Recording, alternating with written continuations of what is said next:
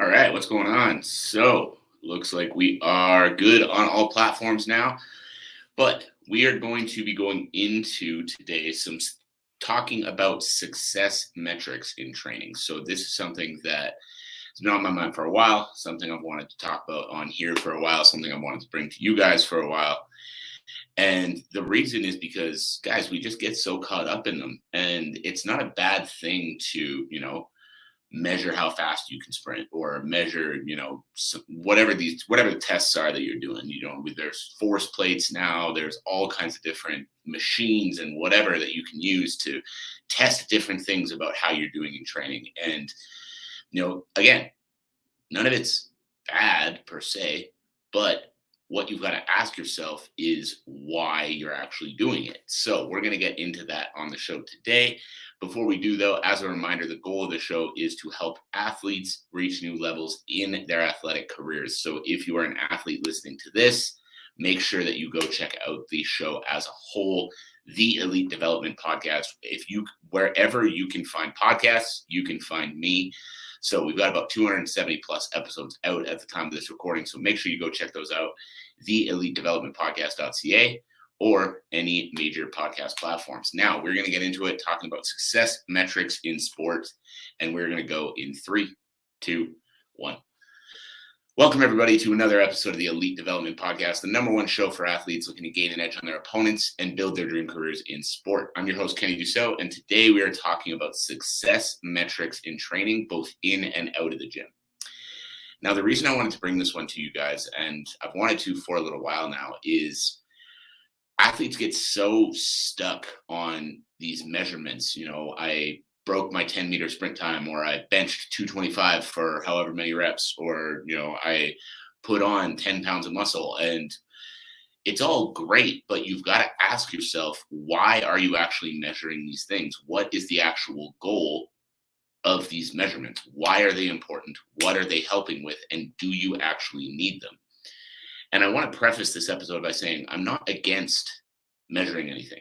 I'm not against you wanting to figure out how many reps you can hit on a 225 bench, or how fast you can sprint 10 meters, or even, and this is going to come as a shock to anyone who's followed me for a while, I'm not against figuring out how fast you can run 5K. Like, these things are not bad things to do, but what I want to dig into today is the goal of them and whether or not they are things that you need to be doing.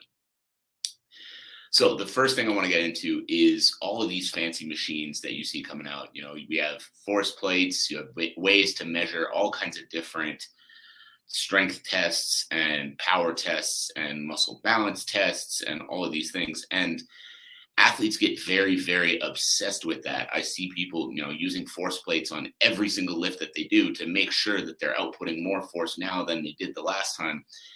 Or, they're wearing heart rate monitors all the time. And don't get me wrong, again, not a bad thing to wear a heart rate monitor, not a bad thing to lift working with a force plate, not a bad thing to use any of these machines. But remember what the goal is. The goal is to put the best athlete possible back into competition. So if you're in a position now where, as an example, money's tight, you don't have a ton of extra money to spend, ask yourself, does it really make the most sense for me to spend that money on being able to test my force output on a force plate? Probably not, because what's it going to tell you? Hey, this is how much power you can output. Cool. And while you train, when you're training properly, what are you training to be able to do? Output more power. Is it cool to have the number? Yes. Is it necessary to have the number to know whether or not it's improving? No. Because even if you don't have a number to specifically say, I output more power this week than I did last week, if you're continually doing the right things in training, continually hitting the gym, continually getting stronger, continually focusing on your ability to generate more power in less time, your force output is going to improve. So on top of that, one of the things that I hear a lot from coaches, this one I wanted to bring up specifically because I thought it was funny. I had a coach recently try to steal an athlete from me, one of the football players that I trained. And apparently the discussion basically went something along the lines of this. hey, you should come train with me at my gym. And my athlete told him, no, I've actually already got someone that I'm really happy with, but, thanks anyway. It was, yeah, but look how big all of my guys are getting. So, you should come train with me instead. And guys, size in a sport like football is obviously important, but that is the last reason that you should be going to train with a different coach because, oh, his athletes get big. It's like, okay, are they actually good at the sport? Are they actually able to improve the physical qualities they need to perform in the sport the way that it's required for them to perform in the sport? Because it's great if a coach can bring you in and put on 15 pounds of muscle. But if your performance in the sport doesn't improve, that doesn't fucking matter. I've seen so many athletes that get stuck in this kind of thing. They have a coach tell them, when you come back next season, I want you 25 pounds heavier. So they just go eat shit for the summer and then gain 25 pounds of fat. And then they come back and they wonder why they get cut from the team because they're moving slow, they're not doing well, and, well, they're not in shape. And so obviously putting on that and then, getting big from training are two different things. But this same mentality came through when I heard about this discussion that my athlete had with this other coach, where they were saying, you should come train with me instead because my athletes get big. It's like, well, okay, but this athlete as well has also been getting bigger this offseason and is getting faster and is getting stronger. And when he's doing his sport specific training, he's making improvements there too. So the argument of you should work with me because my athletes are big is just dumb. Like, that's not the goal when you're training for a sport.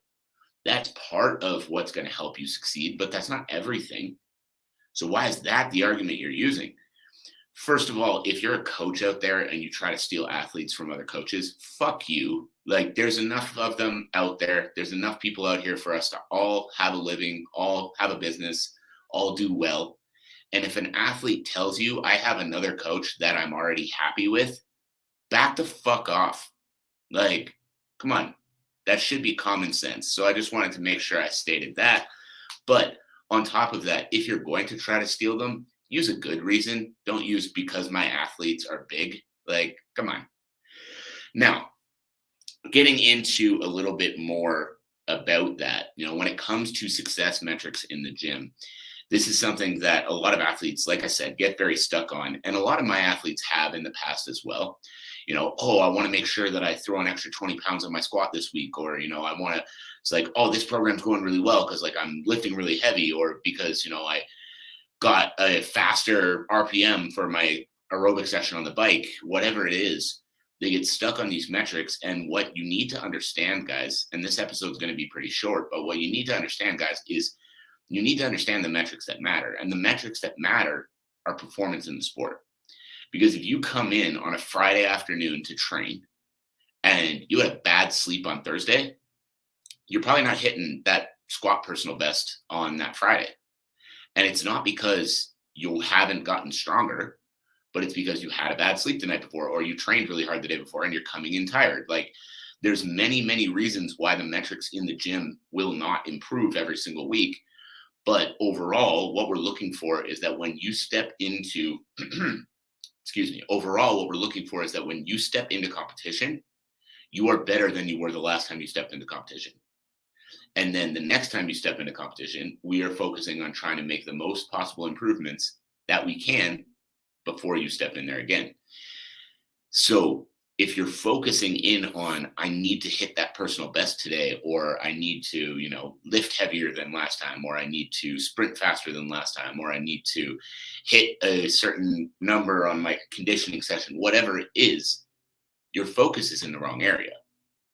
Yeah, it's great when these things improve. Yeah, it feels good to know that, I squatted 25 pounds more than I did 3 weeks ago. But unless you're a power lifter, how much you squat doesn't matter. What matters is how you perform. And that is where the focus needs to be. And instead of focusing on trying to increase the numbers in the gym, trying to do this, do that, you need to focus on what is going to be the best for you. And so what I mean when I say that is, if you are beat up, sore, in pain, sick, whatever it might be, don't try to grind through and hit the personal best on that day anyway. If you're able to, yeah, still show up to the gym, but understand that reducing the weight, reducing the load, and managing what you're actually able to manage is going to be way more beneficial for you than trying to hit a personal best on a day where your body's functioning at 60%. And if you don't hit that personal best, that doesn't mean that you're not doing well. That doesn't mean that you're not getting stronger. That doesn't mean that your conditioning isn't improving. That just means that today was not a day meant to hit personal best. And the key again is balance. If you have sparring on Saturday, your goal should not be burn yourself out with the hardest session you've ever done in the strength and conditioning gym on Friday, because then sparring is going to suck.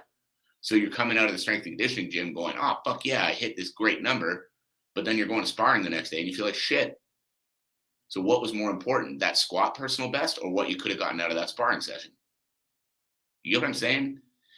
So basically, to wrap this up, instead of focusing in on the gym metrics, instead of focusing in on your fastest 10-meter sprint time, your 225 bench test, which that's a whole story for another day, your RPM on an aerobic conditioning session on the bike, your squat record, whatever it might be, focus in on what do I need to do today to be better the next time I step into competition. And sometimes that is going to be pushing yourself. Sometimes that is going to be going for those big personal bests.